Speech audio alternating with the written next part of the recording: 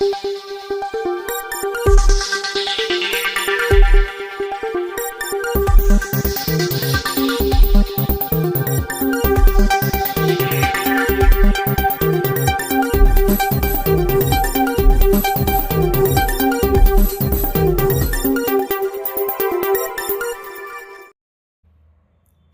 RK news స్వాగతం. గణనాథుడు ఆశీస్సులు జనులందరిపై ఉండాలి. ఎమ్మెల్యే ఆదిరెడ్డి శ్రీనివాస్ ఆకాంక్ష. నగరంలో పలు గణేష్ ఉత్సవాలకు హాజరు. ఆ గణనాథుడి ఆశీస్సులు జనులందరిపైన ఉండాలని రాజమహేంద్రవరం సిటీ ఎమ్మెల్యే ఆదిరెడ్డి శ్రీనివాస్ ఆకాంక్షించారు. గణపతి నవరాత్రి ఉత్సవాల్లో సందర్భంగా నగరంలో పలు ప్రాంతాల్లో జరిగిన గణేష్ ఉత్సవాలకు ఆయన ముఖ్య అతిథిగా హాజరయ్యారు. ఈ ఉత్సవాల్లో భాగంగా స్థానిక నాలం భీమరాజు వీధిలోని ప్రాచీన దేవాలయం శ్రీ లక్ష్మీ సిద్ధి గణపతి ఆలయంలో ప్రత్యేక పూజలు చేసి గణేశోత్సవాలు ప్రారంభించారు. అనంతరం ఉత్సవ కమిటీ సభ్యులతో కలిసి ప్రత్యేక పూజలు చేశారు. ఈ సందర్భంగా ఎమ్మెల్యే ఆదిరెడ్డి శ్రీనివాస్ మాట్లాడుతూ దేశవ్యాప్తంగా గణేష్ చతుర్థి పండుగను వైభవంగా జరుపుకుంటున్నారని అన్నారు.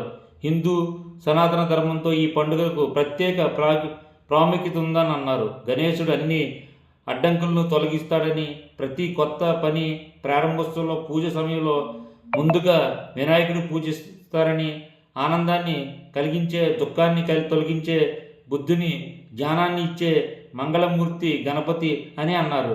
మాజీ కార్పొరేటర్ మాటూరి రంగారావు, స్థానిక టీడీపీ నాయకులు శెట్టి జగదీష్, మాటూరి సిద్ధు మాట్లాడుతూ దేవాలయానికి 174 ఏళ్ల చరిత్ర ఉందని, ఆనాటి నుంచి ఇక్కడి గణనాథుడి భక్తులతో పూజలు అందుకుంటున్నారని అన్నారు.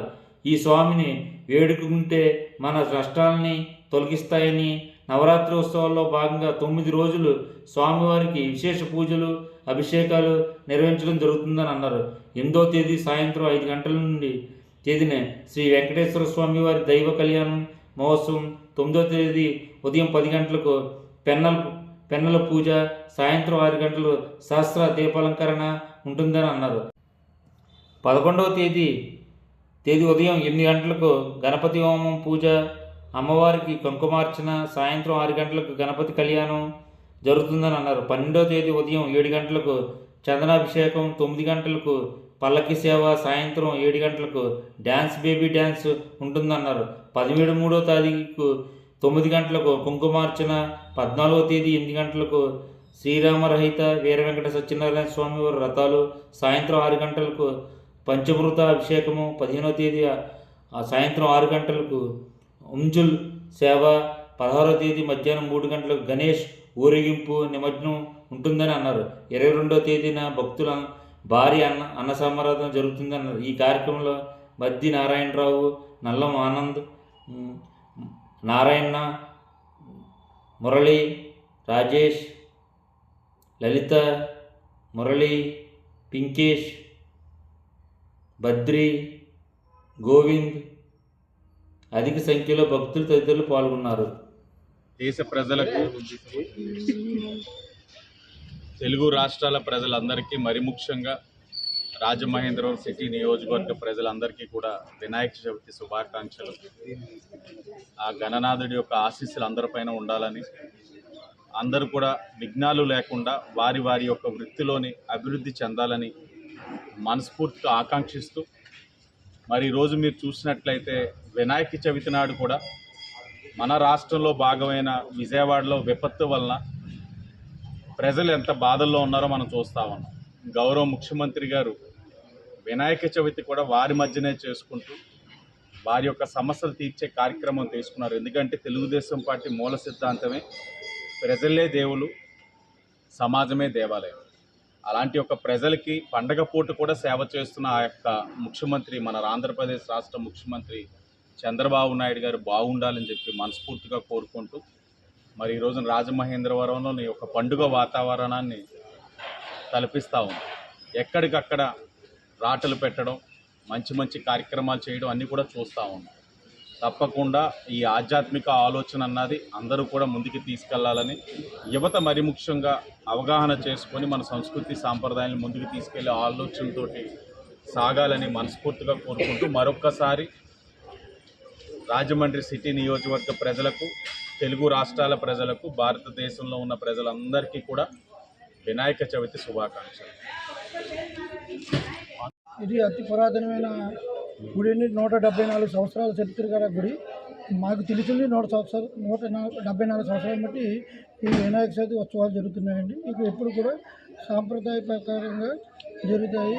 ఈ పూజలు తప్ప వేరే వేరే కార్యక్రమాలు ఏమీ జరగవు. ఈరోజు అంతా వినాయక చవితి ప్రారంభం.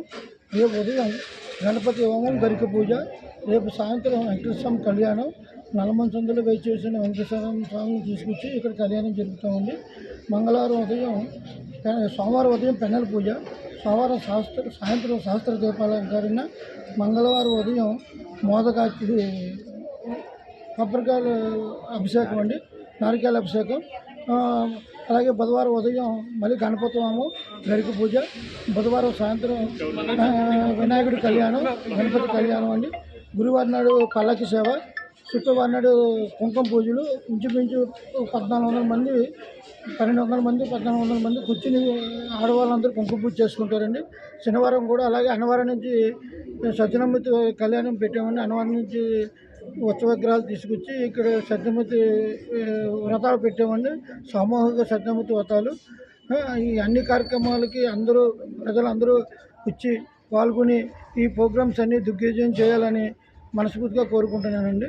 నమస్తే. వేదాలు కానీ, శాసనాలు కానీ, చరిత్ర కానీ ఎప్పుడైనా చెప్పేది పండుగలు కానీ, పర్వదినాలు కానీ మన ప్రకృతిని కాపాడుకునే ఒక ప్రయత్నం మాత్రమే. అందులో భాగంగా వినాయక చవితి భారతదేశం మొత్తానికి కూడా ఒక పెద్ద పండుగ.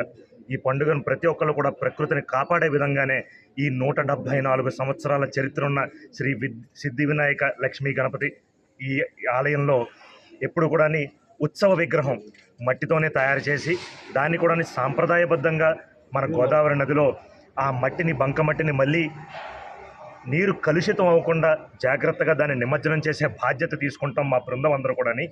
గత 15 రోజులుగా కూడా అహర్నిశలు పనిచేస్తూ ఈ ఉత్సవాలు, నవరాత్రులు ఎంతో బాగా జనాలందరికీ చేరాలని మొత్తం మా బృందం అందరూ కూడా సుమారు 30 మంది ఎంతో కష్టపడుతూ వచ్చారు. అందరూ కూడా రాజమండ్రి నలుమూలల్లో ఉన్న వాళ్ళు, జిల్లాలో నలుమూలలో ఉన్న వాళ్ళు కూడా వచ్చి ఈ లక్ష్మీ గణపతి ఆలయం దీని యొక్క ప్రాముఖ్యత తెలుసుకొని ఇక్కడ స్వామివారి దర్శనం చేసుకొని వారి దివ్యాశీస్సులు పొందాలని అందరికీ వినాయక చవితి శుభాకాంక్షలు తెలుపుతూ మా 22వ డివిజన్ బృందం అందరూ కూడా అందరికీ ధన్యవాదాలు తెలుపుతున్నాం.